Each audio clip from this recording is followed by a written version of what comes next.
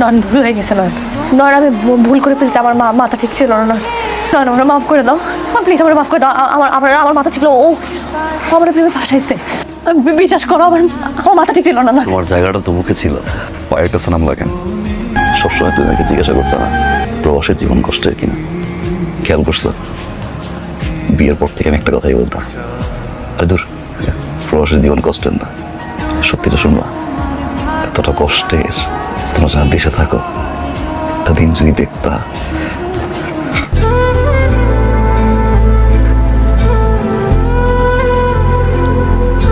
ঘুমাইতে পারতো না।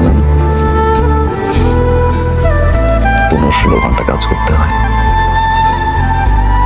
নিজের খাবার নিজের রান্না করতে হয়, তার উপর দিয়ে না কুকুরের মতো ব্যবহার করে আমাদের বসের আমাদের সাথে। টি শার্টটা গতবার তোর আসছিলাম, তোমার মনে আছে? এক টি শার্ট দেখো এবারও পরে আসছে।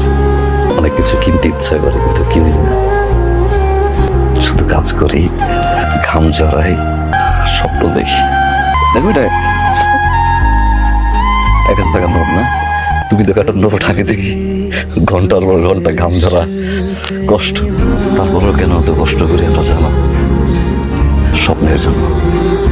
দিনের পর দিন, মাসের পর মাস, বছরের পর বছর প্রত্যেকটা প্রবাসী কষ্ট করে যায় শুধুমাত্র স্বপ্নের জন্য। টানা 5-10 বছর কাজ করব, এই কষ্টের টাকা নিয়ে দেশে আসবো, মা বাবা বউ সন্তান নিয়ে বাকি জীবনটা সুখে কাটায়।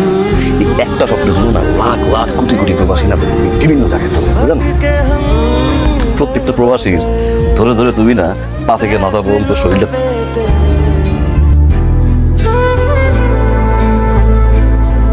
টেস্ট করাও,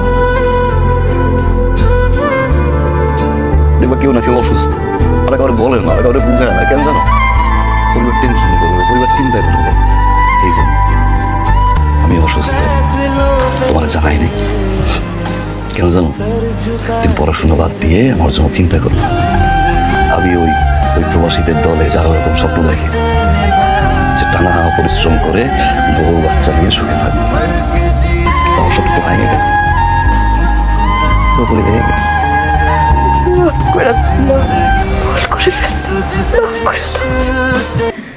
তুমি আমার কাছে মাফ চাইও না।